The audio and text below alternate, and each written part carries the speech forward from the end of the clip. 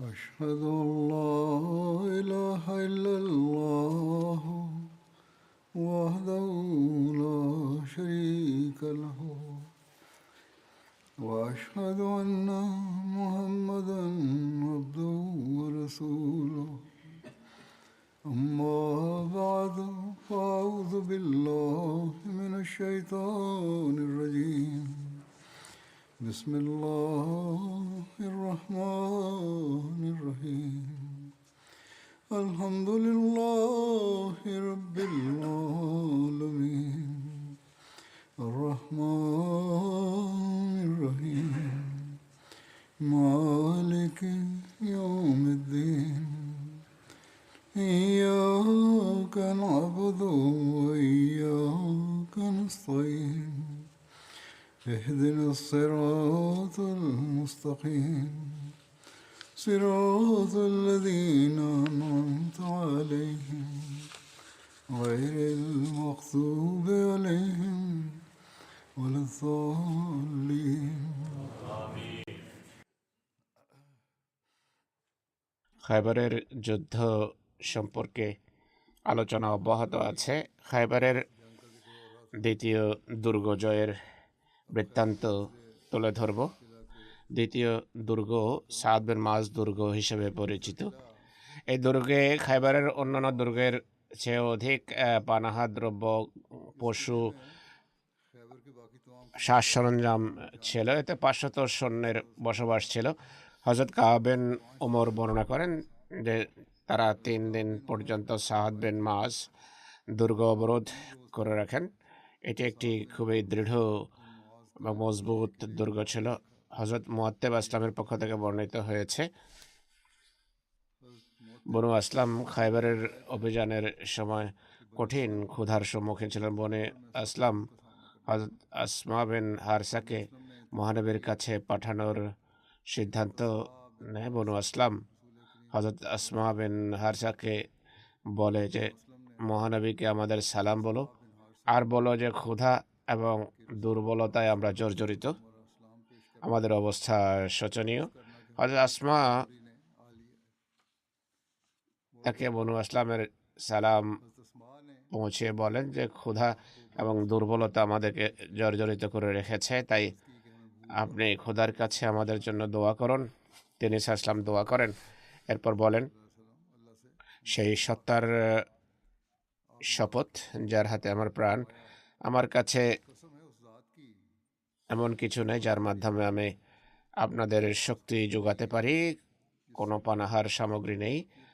যারা ক্ষুধায় জর্জরিত, আমি তাদের অবস্থা জানি। এরপর দোয়া করেন যে হে আল্লাহ, এই দুর্গ তাদের হাতে বিজিত করো, বা তারা যেন এই দুর্গ জয় করতে পারে যা খাবার এবং চর্বিতে পরিপূর্ণ। এরপর তিনি হবাব বিন মুনজিরের হাতে পতাকা তুলে দেন। এর বিস্তারিত বিবরণ হলো, ইহুদিদের এক ব্যক্তি সম্মুখ যুদ্ধের জন্য বেরিয়ে আসে, যার নাম ছিল ইউসা।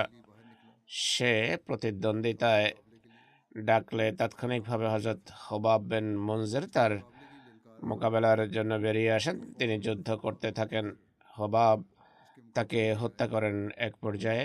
এরপর জিয়াল নামের এক ইহুদি সম্মুখ যুদ্ধের ডাক দিলে হযরত ওমর বিন উকবা গফারি তার মুখোমুখি হওয়ার জন্য বেরিয়ে আসেন আর এগিয়ে এসে সেই ইহুদের মাথায় মোক্ষম আঘাত করেন। তার মাথা ফেটে যায়।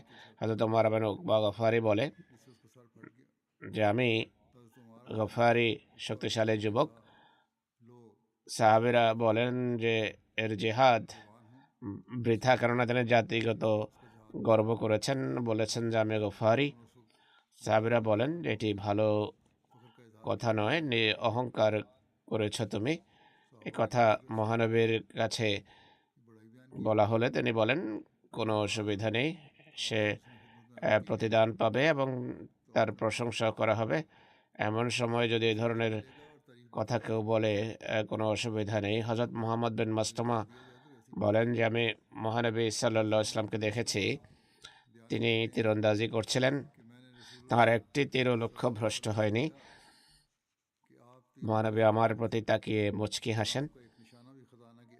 হযরত হুবাব বিন মুনজির তার যুবক সাথীদেরকে নিয়ে দুর্গে প্রবেশ করে রক্তক্ষয়ী যুদ্ধ করে তা জয় করেন। সব অস্ত্রশস্ত্র এবং খাদ্যশস্য করতলগত করেন। দুর্গ সুরক্ষার দায়িত্বে নিয়োজিত অনেক ইহুদি নিহত হয় আর অনেকেই বন্দী হয়।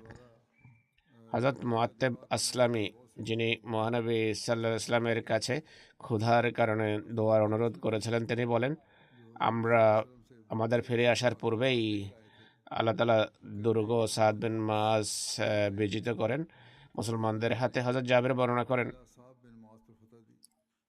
অর্থাৎ মহানবীর কাছে দোয়ার অনুরোধ করে মাত্র ফিরে আসলাম যখন আমরা একান্ত ক্ষুধার্ত ছিলাম। এরপর যুদ্ধ আরম্ভ হয় এবং দুর্গ মুসলমানদের হাতে বিজিত হয়। হযরত জাবের বর্ণনা করেন, সাদ দুর্গে যত পরিমাণ পানাহার সামগ্রী হস্তগত হয় তা অন্য যে কোনো দুর্গের চেয়ে বেশি ছিল। তাকে অনেক ভুট্টা, খেজুর, ঘি, মধু, তেল এবং চর্বি এসবের অন্তর্ভুক্ত ছিল। মহানবীর ঘোষণা করেন যে নিজেরাও খাও, তোমাদের গবাদি পশুকেও খাওয়াও, আর কিছু নিয়ে যাবে না, এখানে যা খাওয়ার এখানেই খাও। এরপর তৃতীয় দুর্গের উল্লেখ রয়েছে।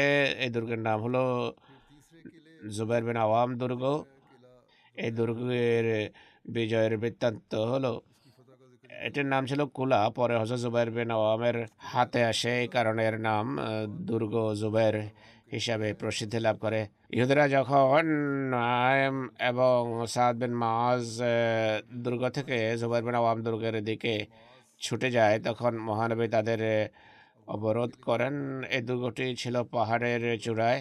তিনি 3 দিন সেটিকে অবরোধ করে রাখেন। একজন ইহুদি যার নাম ছিল গজাল, সে আসে আর বলে যে, হে আবুল কাসেম, মহানবীকে সম্বোধন করে বলে। অমুসলিমরা এইভাবেই মহানবীকে ডাকত। সে বলে, আমাকে নিরাপত্তার নিশ্চয়তা দিলে আমি আপনাকে এমন কথা অবহিত করব যার মাধ্যমে আপনি নেতাবাসীদের হাত থেকে নিষ্কৃতি পাবেন, অর্থাৎ এই দুর্গ জয় করতে পারবেন, আর আপনি এরপর শাকবাসীদের দিকে যেতে পারবেন। শাকবাসীরা আপনার অবরোধের কারণে ধ্বংসপ্রাপ্ত, অর্থাৎ এরপর আপনি অন্য দুর্গের দিকে যেতে পারবেন। মহানবী তার পরিবার পরিজন এবং ধন সম্পদের নিরাপত্তার নিশ্চয়তা দেন। সেই ইহুদি বলে, আপনি যদি 1 মাসও অবরোধ করে রাখেন ইহুদিদের কোনো ক্ষতি হবে না। তাদের জমিতে সুড়ঙ্গ করা আছে, তারা রাতের বেলা বের হয়ে পানি আনে, এরপর দুর্গে ফিরে আসে। তারা আপনার বিরুদ্ধে প্রতিরোধ গড়ছে। যদি তাদের পানি সংগ্রহের রাস্তা বন্ধ করে দেন তাহলে তারা অস্ত্র সমর্পণ করবে। মহানবী সাল্লাল্লাহু আলাইহি ওয়াসাল্লাম তার সাথে যান আর ইহুদিদের সুড়ঙ্গগুলো বন্ধ করে দেন। তাদের পানি সংগ্রহের পথ যখন বিচ্ছিন্ন হয়ে যায় তারা বেরিয়ে আসে আর ভয়াবহ যুদ্ধ আরম্ভ হয়ে যায়। সেদিন মুসলমানদের মধ্য থেকে কয়েকজন সাহাবী শাহাদাত বরণ করেন। ইহুদিদের 10 ব্যক্তি নিহত হয় এবং তিনি বিজয় লাভ করেন। এটি নাতার দুর্গগুলোর শেষ দুর্গ ছিল। নাতার যুদ্ধ শেষ করার পর মহানবী শাক দুর্গের দিকে অগ্রসর হন। এটি তৃতীয় দুর্গ ছিল। এখানে ইহুদি সর্দার সালাম বিন মুশকামের মৃত্যুর বৃত্তান্ত তুলে ধরা হয়। এই যুদ্ধে সালাম বিন মুশকাম ও মুসলমানদের হাতে নিহত হয়েছে। সালাম বনু নজুর গোত্রের এক বড় নেতা ছিল, ইহুদিদের নেতাও ছিল। অসুস্থ থাকার কারণে অন্যান্য ইহুদি সর্দারদের ন্যায় যুদ্ধে কার্যত অংশগ্রহণ করেনি, তরবারি তীর নিয়ে যুদ্ধে আসেনি। তার সাথীরা তাকে বলে যে সে যেন কতিবা অঞ্চলে চলে যায়, সেটি বেশি নিরাপদ ছিল। কিন্তু সালাম বিন মুশকাম চিররোগী হওয়া সত্ত্বেও এই প্রস্তাব গ্রহণ করেনি আর তাতেই মুসলমানদের হাতে নিহত হয়। যদি এর অসুস্থতার ঘটনা সঠিক হয় এবং কার্যত যুদ্ধে অংশগ্রহণ না করে থাকে তাহলেও তাকে হত্যা করা আপত্তির কারণ নয়, কেননা সে নিজের বাহিনীকে যুদ্ধে যোগ দেওয়ার জন্য প্রস্তুত করেছিল, তাদের সার্বিক নিগরানি করছিল। তাই এই যুদ্ধের পরিবেশে কোনো সাহাবী তাকে হত্যা করেছে, কেননা সে তাদের সাথেই ছিল। সেনাপতির গুরুত্ব অনেক বেশি। সর্দার মারা গেলে সৈন্যরা মনোবল হারিয়ে বসে। এই দিক থেকে তাকে হত্যা করা আপত্তিকর কিছু নয়।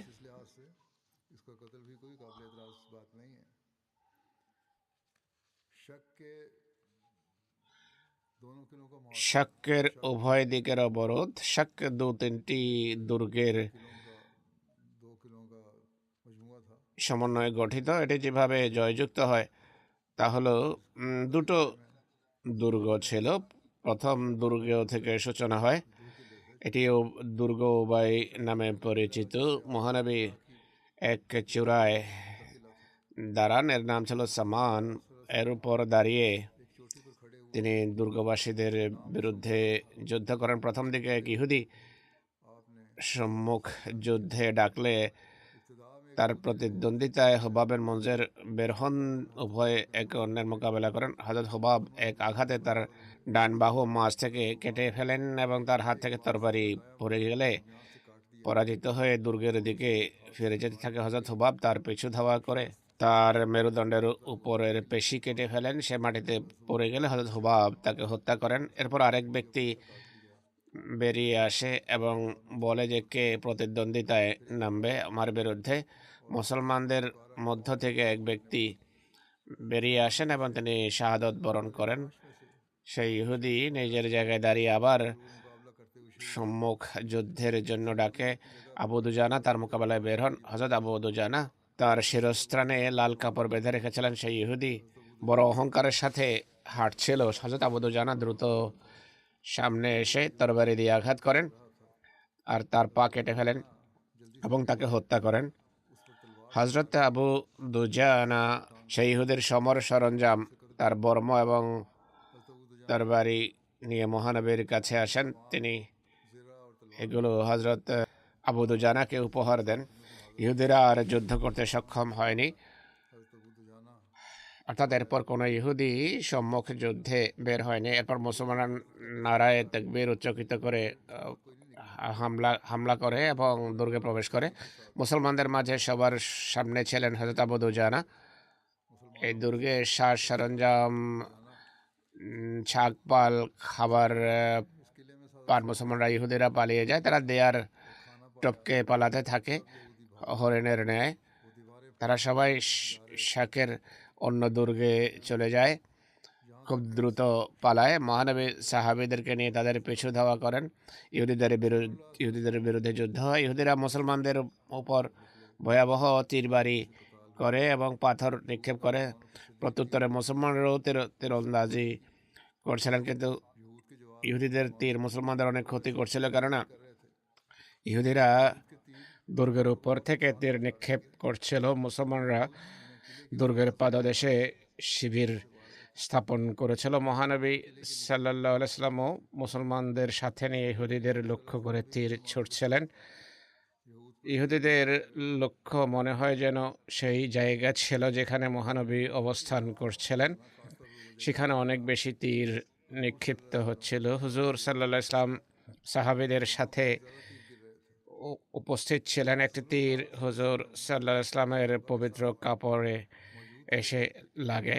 এক রওয়ায়াত অনুসারে মহানবী তীরের কারণে আহত হন, তার কাপড় ছিঁড়ে যায়। হুজুর সাল্লাল্লাহু তীর বের করেন, এরপর এক মুষ্টি কঙ্কর নিয়ে দুর্গ লক্ষ্য করে ছুঁড়ে মারেন। এর ফলে দুর্গ কাঁপতে থাকে আর এক পর্যায়ে মুসলমানরা ইহুদিদেরকে ধরে ফেলে এবং দুর্গ জয় হয়। এইগুলো হলো কতিবার 3টি দুর্গ।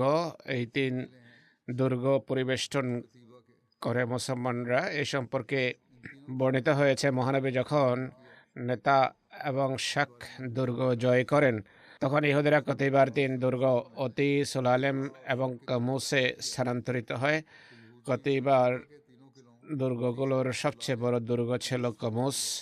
এটি সবচেয়ে নিরাপদ দুর্গ ছিল।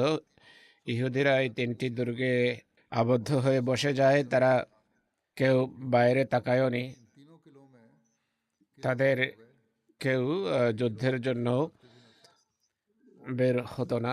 মহানবী 14 দিন এসব দুর্গ অবরোধ করে রাখেন। অবশেষে হুজুর সাল্লাল্লাহু আলাইহি ওয়াসাল্লাম তাদের উপর কামান দ্বারা হামলার সিদ্ধান্ত করেন। ইহুদিরা যখন নিশ্চিত হয়ে যায় যে তারা ধ্বংস হতে যাচ্ছে, অর্থাৎ কামানের মাধ্যমে পাথর নিক্ষেপের পরিকল্পনা করা হয়, তখন তারা মহানবীর কাছে মীমাংসার প্রস্তাব দেয়। কেনানা বিন আবি হুকাইক, ইহুদিদের এক ব্যক্তি যার নাম ছিল শেমাখ, তাকে মহানবীর কাছে বার্তা সহ প্রেরণ করে যে আমি আপনার সাথে আলোচনা করতে চাই। হুজুর অনুমতি দেন। কেনানা বিন আবি হুকাইক দুর্গ থেকে নিচে নেমে আসে, মহানবীর সাথে সন্ধি চুক্তি করে হুজুর সাহাবেদের প্রেরণ করেন। তারা তাদের ধন সম্পদ করতলগত করে, হস্তগত করে। সাহাবেরা তাদের ধন সম্পদ নিজ নিয়ন্ত্রণে নিয়ে নেয়। তা থেকে 100 বর্ম, 400 তরবারি, 1000 বর্ষা, 500 ধনুক এবং তুনি হস্তগত হয়। কামস দুর্গ জয় সংক্রান্ত আরও রয়েত রয়েছে। কামস দুর্গ বিজয় সম্পর্কে সিরাত গ্রন্থে এটিও লেখা আছে যে এটি 20 দিন ঘিরে রাখা হয়। অবশেষে হযরত আলীর হাতে এই দুর্গ ইহুদিদের সাথে কঠিন যুদ্ধের পর বিজিত হয়।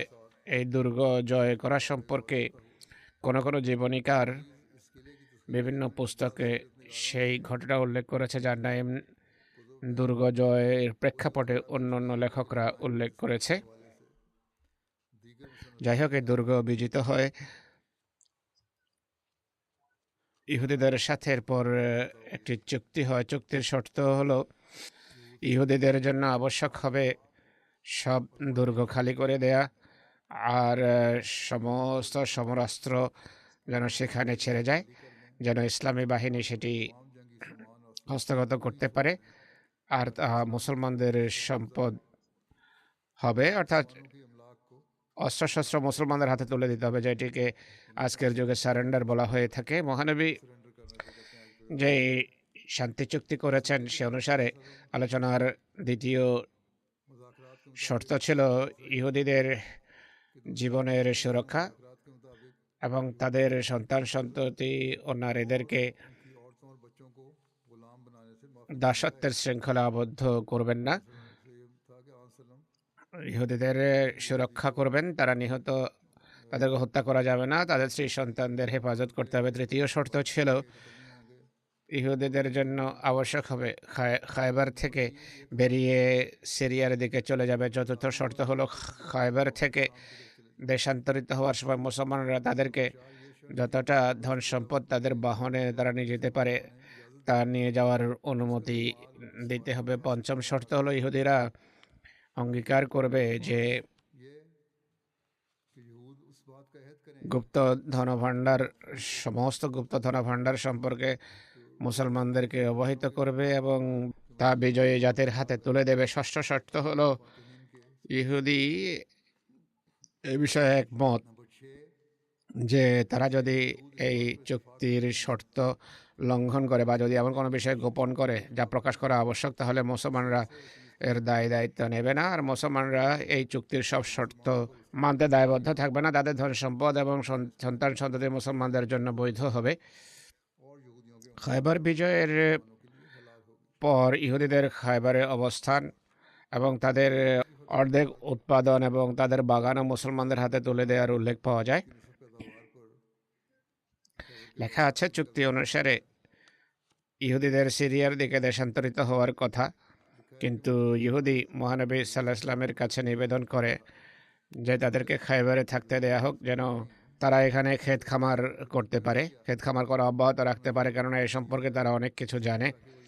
মহানবী সাল্লাল্লাহু আলাইহি ওয়াসাল্লাম তাদের আবেদন গ্রহণ করে তাদেরকে খায়বারে থাকার অনুমতি প্রদান করেন।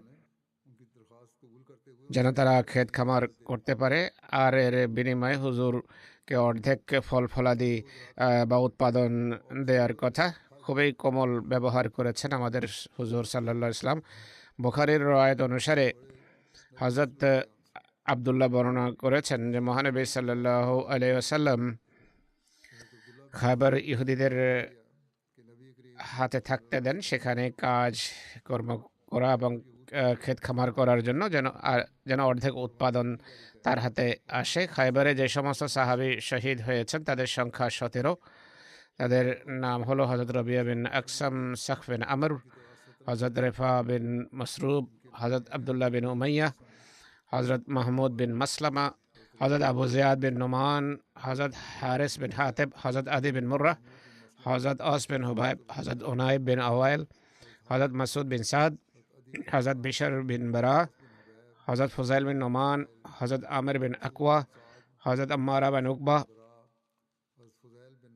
ইথিওপিয়ান কৃতদাস হযরত ইয়াসার, আশজা গোত্রের এক ব্যক্তি, তার নাম লেখা হয়নি। ইহুদিদের মধ্য থেকে 93 ব্যক্তি এই যুদ্ধে নিহত হয়, যাদের মাঝে কয়েকজন সর্দারের নাম হলো হারেস, আবু জাইনাব, মারহাব, ওসাইর, ইয়াসের, আমের, কেনানা, আবুল হুকাইক। খায়বার অভিযান সংক্রান্ত বিবিধ ঘটনাও বর্ণিত হয়েছে। একটি ঘটনা হলো কেনানা বিন রবির নিহত হওয়া সংক্রান্ত ইতিহাস এবং জীবনী গ্রন্থে উল্লেখ আছে। খায়বার বিজয়ের পর ইহুদিদের সাথে যখন চুক্তি সম্পাদিত হয়, তখন মানুষ কেনানা এবং তার ভাই রবিকে মহানবীর সকাশে নিয়ে আসে। কেনানা খায়বারের নেতা ছিল আর হযরত সফিয়ার স্বামী ছিল। রবি ছিল তার চাচাতো ভাই। কেনানার কাছে ইহুদি গোত্র বনু নজিরের সর্দার হুইয়া বিন আখতাবের ধনভাণ্ডার ছিল, যাতে স্বর্ণ রূপার অলংকার ছিল। এসব অলংকার আরবদেরকে বিয়ে ইত্যাদির অনুষ্ঠানে ভাড়ায় দিত। তাদের উভয়কে মহানবী বলেন, তোমাদের সেই ভাণ্ডার কোথায়? তারা বলে, আমরা যখন মদিনা থেকে বের হই, এরপর ধীরে ধীরে সেসব খরচ হয়ে যায়। এক রওয়ায়াত অনুসারে তারা বলে, হে আবুল কাসেম, মহানবীকে সম্বোধন করে বলে, আমরা যুদ্ধে সেগুলো খরচ করে ফেলেছি, যুদ্ধে সেগুলো ব্যয় হয়ে গেছে, এখন আর কিছু বাকি নেই। এই সম্পদ আমরা এই দিনের জন্যই একত্রিত করেছিলাম। মহানবী তাদেরকে বলেন, মদিনা থেকে বের হওয়ার যুগটা সুদূর অতীতের কোনো যুগ নয়, এই সম্পদ খরচ হয়ে যাবে। তারা কসম খেয়ে বলে যে তাদের কাছে সেই সম্পদের কিছুই নেই। মহানবী বলেন, যদি সেই সম্পদ উদ্ধার হয় তাহলে আল্লাহ এবং রসুল তোমাদের কোনো দায়িত্ব নেবে না। তারা বলে, ঠিক আছে। তখন মহানবী হযরত আবু বকর, ওমর এবং জুবাইরকে সাক্ষী রাখেন। তখন ইহুদিদের এক ব্যক্তি দণ্ডায়মান হয়। সে কেনানার কাছে গিয়ে বলে যে মোহাম্মদ রাসূলুল্লাহ যা চাচ্ছেন যদি তোমাদের কাছে থাকে হস্তান্তর করো,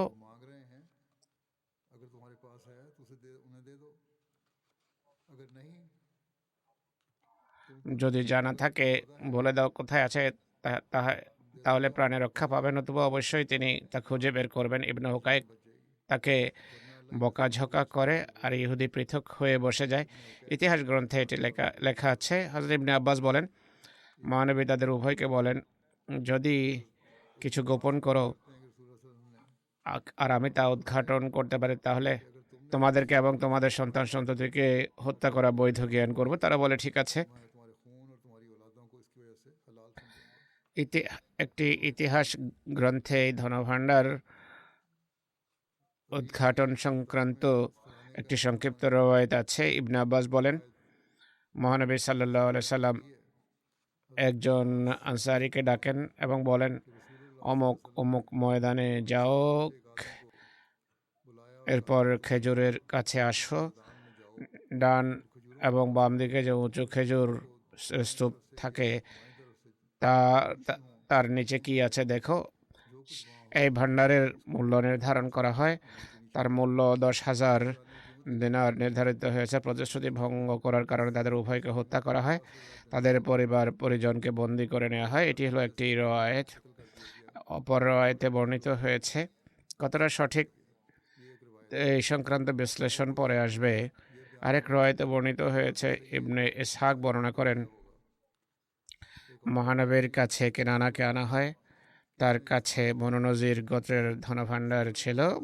ধনভাণ্ডার সম্পর্কে তাকে জিজ্ঞেস করা হলে সে অস্বীকার করে। এরপর মহানবীর কাছে এক ইহুদিকে আনা হয়, তার নাম ছিল সালেবাহ।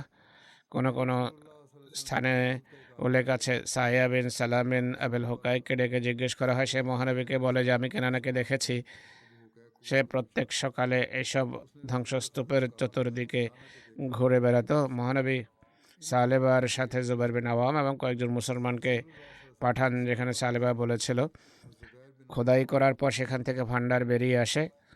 এক রওয়ায়েত অনুসারে কিছু ধনভাণ্ডার উদ্ঘাটিত হয়, কিন্তু অন্যটা পাওয়া যায়নি। কেনানা তা বলতে অস্বীকার করে। মহানবী হযরত জুবাইরকে কেনানাকে শাস্তি দেওয়ার নির্দেশ দেন। হযরত জুবাইর গন্ধকযুক্ত পাথর নিয়ে আসেন, তার বক্ষে মারেন, তা থেকে স্ফুলিঙ্গ বের হয়। সে যখন মৃত্যুর দ্বার প্রান্তে পৌঁছে যায়, সে ধনভাণ্ডার সম্পর্কে বলে দেয়।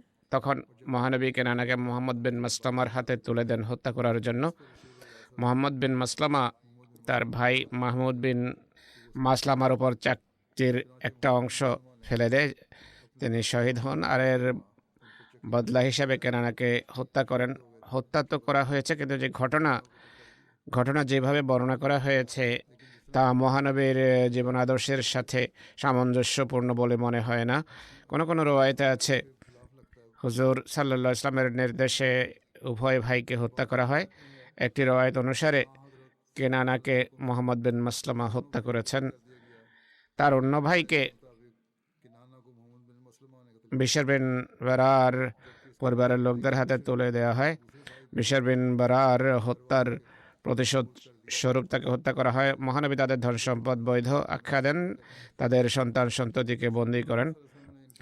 এইসব রওয়ায়েত ইতিহাস ও জীবনের নির্ভরযোগ্য গ্রন্থাবলীতে বিদ্যমান, যেমন তাবরির ইতিহাস, তারিখ হামিস, তাবকাত ইবনে সাদ, কিতাব মাগাজি, এটি ওয়াকিদের বই, সিরাত ইবনে হিশাম, ইবনে ইসহাক, হালাবিয়া, জুরকানি প্রভৃতিতে রয়েছে। কেনানাকে এই কারণে হত্যার কথা আবু দাউদ শরীফেও লিখিত আছে, কিন্তু কেনানার হত্যার বিভিন্ন ভিন্ন কারণ এবং ভিন্ন ভিন্ন রওয়ায়েতেও লিখিত আছে। এ থেকে বোঝা যায় যে হত্যার কারণ ধনভাণ্ডার সম্পর্কে না বলা নয় বা চিহ্নিত না করা নয়।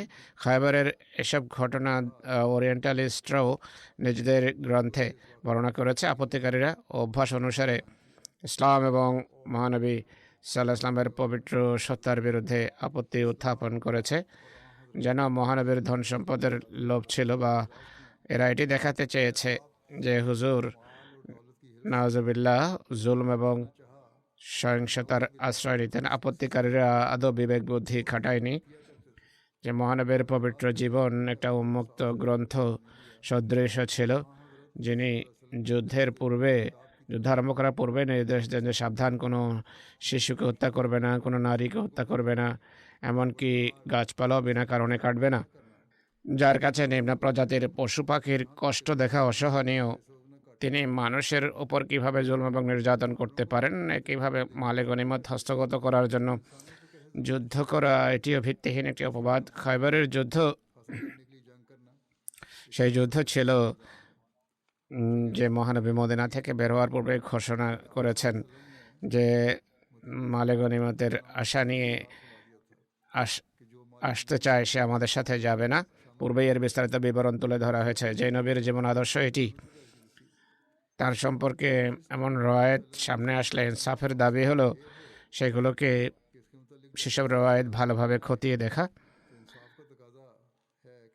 প্রথম এই চেষ্টাই করা উচিত যে সব হাদিস এবং রওয়ায়েতকে যথাসাধ্য শ্রদ্ধার দৃষ্টিতে দেখা উচিত, আর তাতে উল্লেখিত বিষয়াদির যদি ব্যাখ্যা করা সম্ভব হয় ব্যাখ্যা করা উচিত। কিন্তু মহানবীর পবিত্র সত্তা এবং তার সম্মান হলো অগ্রগণ্য। তিনি ইনসাফ এবং ন্যায়ের মূর্ত প্রতীক ছিলেন। তিনি সারা বিশ্বের জন্য দয়ার ভাণ্ডার ছিলেন। সব রওয়ায়াত যা এর বিরোধী সেটি গৃহীত হতে পারে না। ঐতিহাসিক এবং জীবনীকাররা এটিও বলেন শত শত হাজার হাজার রওয়ায়াত পরের লোকেরা নিজেরাই বানিয়েছে।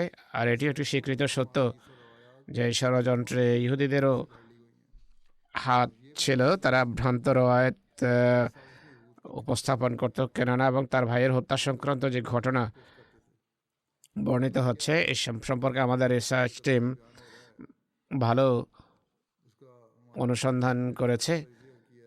মোস্তাস বা ওরিয়েন্টালিস্ট যে আপত্তি করেছে তারা উত্তর দিয়েছেন, ভালো উত্তর প্রস্তুত করেছেন। তারা বলেন এই ঘটনার অভ্যন্তরীণ সাক্ষ্য বলছে যে বর্ণনাকারীরা বিভিন্ন জায়গায় বর্ণনায় ভুল করেছে। তারা বিভিন্ন কথাকে গুলিয়ে ফেলেছে।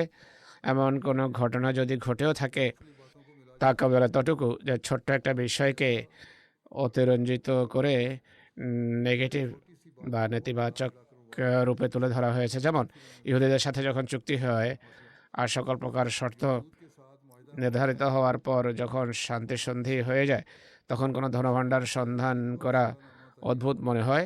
কেননা চুক্তি অনুসারে ইহুদিদের কোনো কিছুর উপরই কোনো মালিকানা সত্ত্ব ছিল না খায়বারের কৃষিভূমি ছাড়া। ধনভাণ্ডার যদি উদ্ঘাটিত হয়ে থাকে রয়েত অনুসারে তাহলে তা গেল কোথায়? খায়বারের যে মালিকানা বন্টন হয়েছে এর বিস্তারিত বিবরণ ইতিহাস এবং জীবনী গ্রন্থে বিদ্যমান। ঘি, চর্বি, খেজুর, কাপড়, সাবান, গবাদি পশু, তীর, বর্ষা, ঢাল ইত্যাদি ইত্যাদি। কিন্তু কোথাও উল্লেখ নেই যে অমুক ব্যক্তি এতটা স্বর্ণ, রূপা এবং মণিমুক্তা পেয়েছে।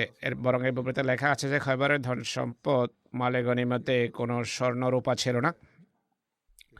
এটি বুখারীর রওয়ায়াত।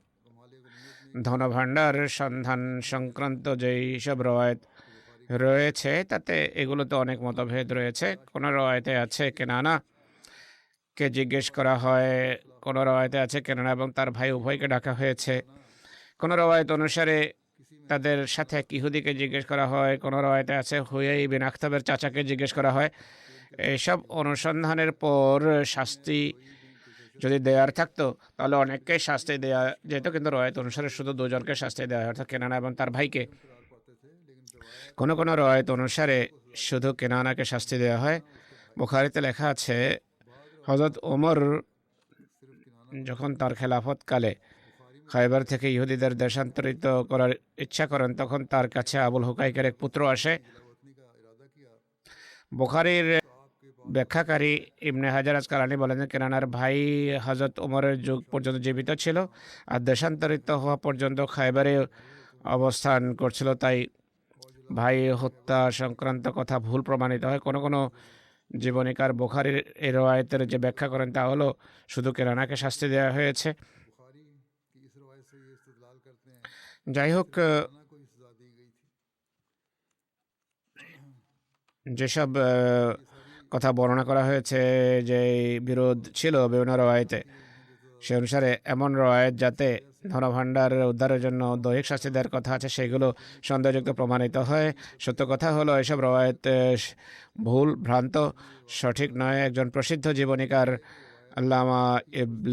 আল্লামা শিবলি নুমানি সাহেব লেখেন খায়বারের ঘটনাবলী বর্ণনা করতে গিয়ে জীবনীকারেরা একটি ভ্রান্ত রওয়ায়াত উল্লেখ করেছে, তা বেশিরভাগ গ্রন্থে স্থান করে নিয়েছে, অর্থাৎ সেটিকে গ্রহণ করে নেওয়া হয়েছে, মেনে নেওয়া হয়েছে, অর্থাৎ রওয়ায়াতভুক্ত করা হয়েছে। বলা হয় প্রধানত মহানবী ইহুদিদের এই শর্তে নিরাপত্তা দিয়েছিলেন যে তারা কোনো কিছু গোপন করবে না। কিন্তু কেনানা বিন রবি যখন ধনভাণ্ডারের কথা বলতে অস্বীকার করে তিনি হযরত জুবাইরকে কঠোর পন্থা অবলম্বন করে তার ধনভাণ্ডারের কথা যেন উদ্ঘাটন করা হয়। তিনি গরম পাথর শাস্তি দিয়ে তা উদ্ঘাটনের চেষ্টা করেন। তা অবশেষে মহানবী কেনানাকে হত্যা করিয়েছেন আর সব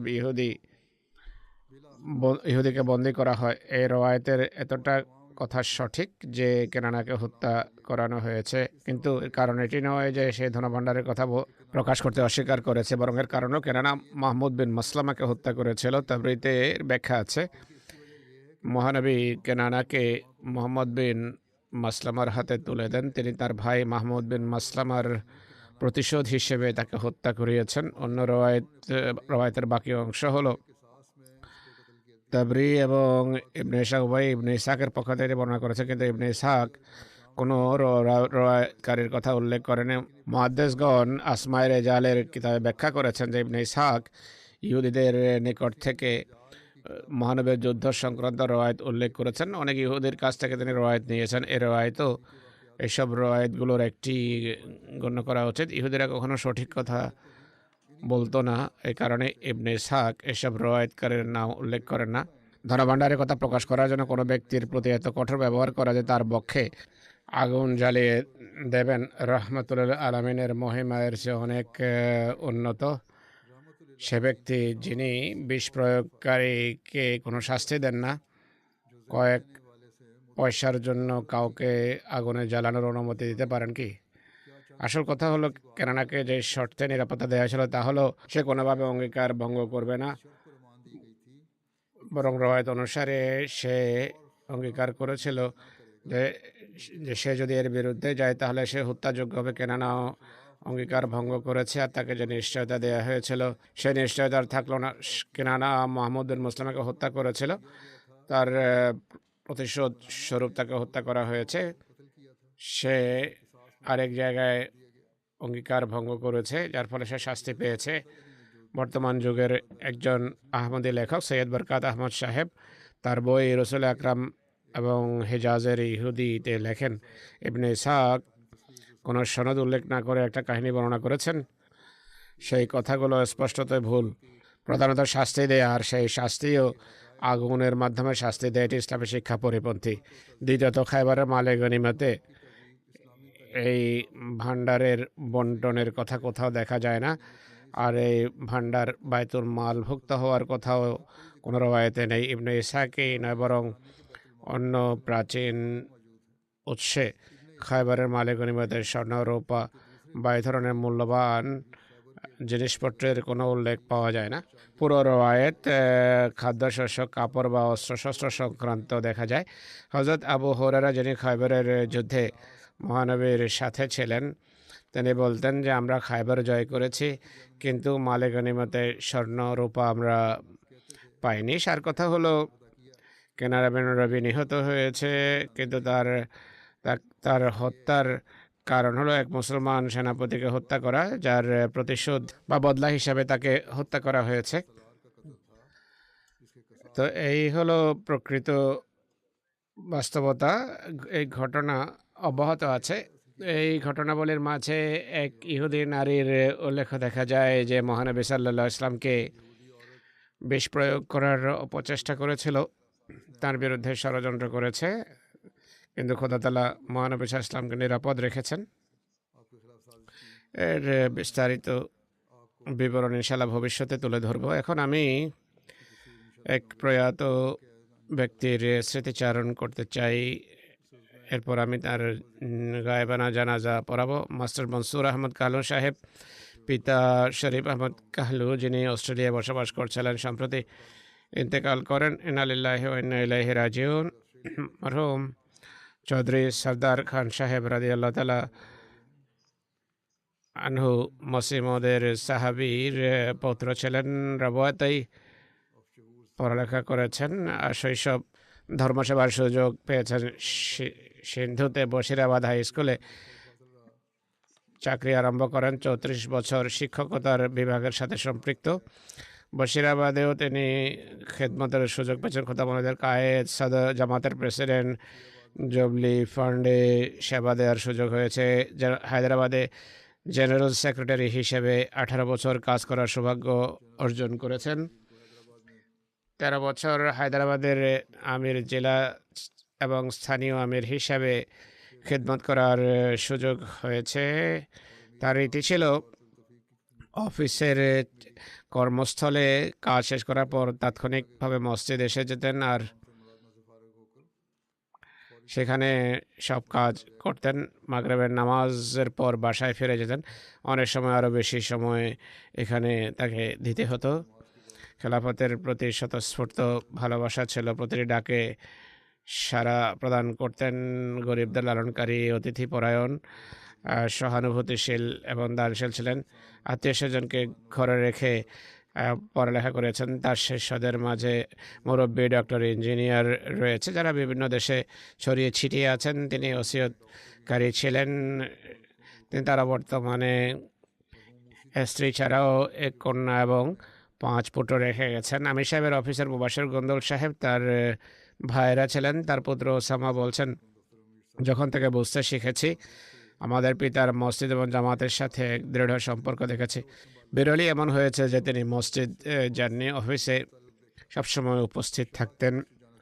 একান্ত বাধ্যবাধকতা ছাড়া তিনি অনুপস্থিত থাকতেন না। জামাতের সদস্যরাও জানতো যে তাকে অফিসে পাওয়া যাবে। কেন্দ্রীয় অতিথিদের প্রতি খুবই শ্রদ্ধাশীল ছিলেন। খেদমত করতেন। অস্ট্রেলিয়া স্থানান্তরিত হন।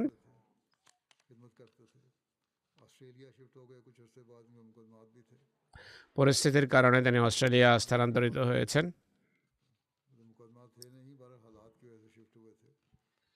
এখানে আসার পরও জামাতের কাজ করতে থাকেন। প্রতিটি আর্থিক তারিখে পাকিস্তানি নয়, কেবল বড় অস্ট্রেলিয়াতে অংশ নেন। অস্ট্রেলিয়ায় খুব দ্রুত তার বন্ধু বান্ধবের গণ্ডি প্রসারিত হতে থাকে। অস্ট্রেলিয়ার স্থানীয় জামাতের সেক্রেটারি তালিমুল কোরআন ছিলেন। সেক্রেটারি তরবিয়ত হিসাবেও খেদমত করার সুযোগ হয়েছে। খুবই বিনয়ী এবং সেবার প্রেরণায় তিনি সমৃদ্ধ ছিলেন। আল্লাহ তাআলা তার প্রতি মাগফিরাত করুন, কৃপা করুন। তার সন্তান সন্ততিকেও তার পুণ্য ধরে রাখার তৌফিক দান করুন।